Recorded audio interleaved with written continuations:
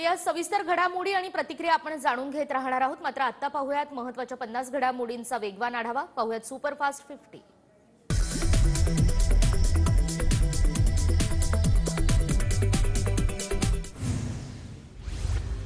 भाजपकडून लोकसभेसाठी 16 राज्यातील 195 उमेदवारांची पहिली यादी जाहीर।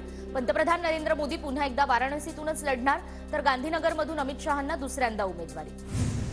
भाजपच्या पहिल्या यादीत महाराष्ट्रातील उमेदवारांची घोषणा नाही, मात्र महाराष्ट्रातील कृपाशंकर सिंग यांना जौनपूरमधून उमेदवारी जाहीर। आरपीआयला शिर्डी आणि सोलापूरची जागा मिळावी, जागा वाटपावर चर्चा सुरू, लवकरच निर्णय होणार, जागा वाटपावर रामदास आठवले यांची प्रतिक्रिया। महायुतीतील प्रत्येक पक्ष आपापल्या चिन्हावर लढणार, TV9च्या लोकसभा महासंग्राम कार्यक्रमात फडणवीसांची प्रतिक्रिया, तर शिंदे गटाचे 50% खासदार कमळ चिन्हावर लढणार, राऊतांचा दावा।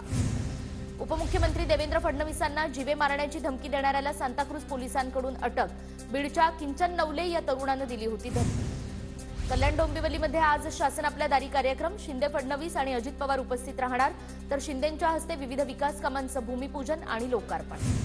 डोंबिवलीत मनसे आमदार राजू पाटील यांची बॅनरबाजी चर्चेत, मनसेकडून शासन आपल्या दारी या कार्यक्रमानिमित्त बॅनर्स लावण्यात आले, त्यामुळे मनसे महायुतीत सामील होणार असल्याच्या चर्चांना उधाण।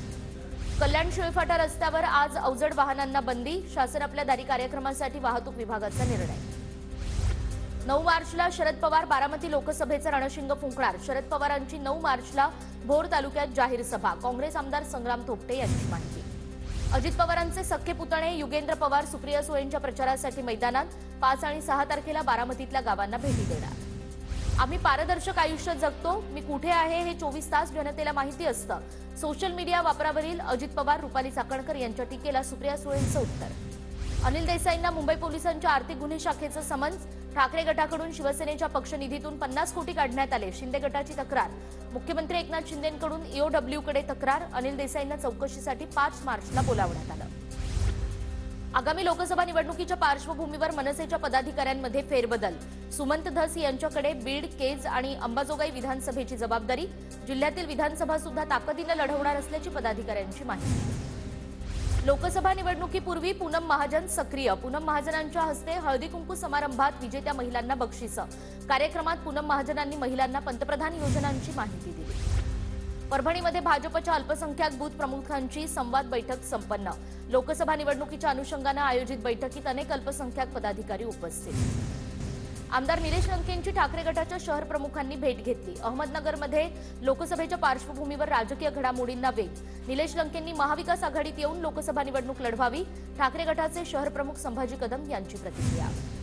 महाविकास आघाडीसोबत अद्याप युती झालेली नाही, त्यामुळे इतर पक्ष बैठक किंवा कार्यक्रमांना बोलावत असतील तर जाऊ नका, वंचित आघाडीचे अध्यक्ष प्रकाश आंबेडकर यांच्या सूचना। जळगावच्या रामदेववाडीमध्ये मंत्री गुलाबराव पाटील यांचा कार्यक्रम सुरू असतानाच बत्ती गुल, लाईटचं आणि माझं जमत नाही हे कायमचं नातं, गुलाबराव पाटलांचं मिश्किल वक्तव्य। भंडाऱ्याच्या तुमसर तालुक्यातील देवाडी केमिकल कारखान्यातून केमिकलयुक्त पाणी नाल्यात सोडल्याचा प्रकार समोर, दूषित पाण्यामुळे शेतीवर परिणाम, तक्रार करून सुद्धा कंपनी कारवाई करत नसल्याचा शेतकऱ्यांचा आरोप।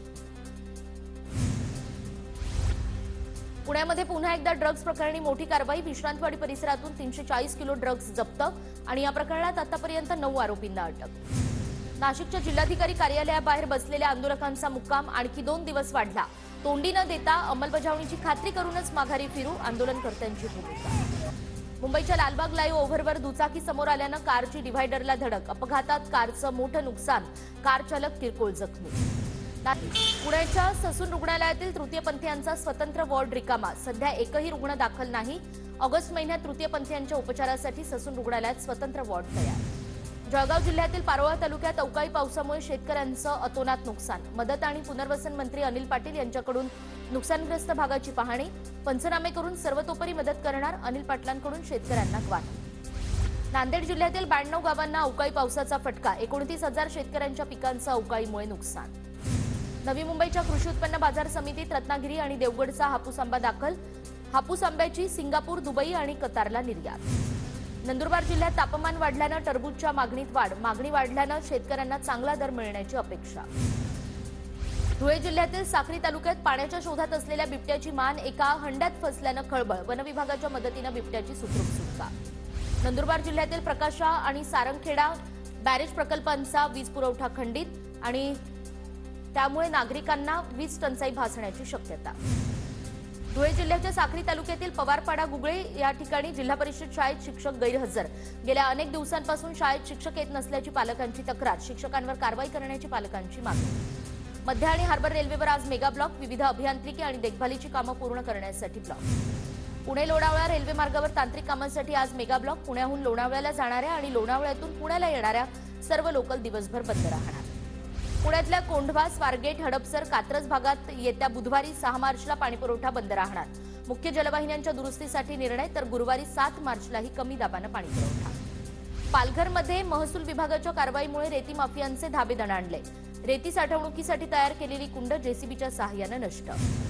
जळगाव जिल्ह्यातील मेहरुण परिसरात गोळीबार करणाऱ्या 4 आरोपींना पोलिसांकडून अटक। जुन्या वादातून 2 गटात हा गोळीबार झाला। मुंबई महापालिकेत कामगार आणि कर्मचाऱ्यांची तब्बल 52,000हून अधिक पदं रिक्त। 1,45,000हून अधिक पदं मंजूर असताना केवळ 92,000 पदांवर कर्मचारी कार्यरत, कर्मचाऱ्यांवर अतिरिक्त भार। मध्य रेल्वेच्या मुंबई विभागात मोटरमनच्या 30% जागा रिक्त। दररोजच्या 1,801 लोकल फेऱ्यांचा अतिरिक्त ताण असल्याचं रेल्वे कर्मचारी संघटनेचं म्हणणं। राज्यभरात म्हाडाची 11,000हून अधिक घरं आणि अनेक भूखंड विक्रीविना पडून घरांची विक्री खासगी संस्थेमार्फत करण्याचं धोरण, निविदा प्रक्रिया राबवून बांधकाम विपणन क्षेत्रातील संस्थेची नियुक्ती करणार। मुंबई शहर आणि उपनगराची अंतिम मतदार यादी जाहीर। मुंबईत एकूण 96 लाख मतदार, घराजवळच मतदान केंद्र उपलब्ध होण्यासाठी मुंबईत 8,353 मतदान केंद्रांची सोय। मुंबईतील टॅक्सी आणि रिक्षा संघटनांकडून पुन्हा भाडेवाढ करण्याची मागणी। सध्याच्या भाड्यात टॅक्सीसाठी 4 आणि रिक्षासाठी 2 रुपये प्रति किलोमीटर भाडेवाढ करण्याचा प्रस्ताव। शेगावचे संत गजानन महाराजांचा आज 146वा प्रकट दिन सोहळा। राज्यभरातून 700हून अधिक भजनी दिंड्या शेगावात दाखल, तर लाखो भाविकांची गर्दी। अंबरनाथच्या शिवमंदिर आर्ट फेस्टिवलमध्ये दिग्गजांची उपस्थिती। फेस्टिवलमध्ये लाईव्ह पोर्ट्रेट, बँजो पेंटिंगचं प्रदर्शन, अंबरनाथकरांना संगीत आणि कलेची मेजवानी।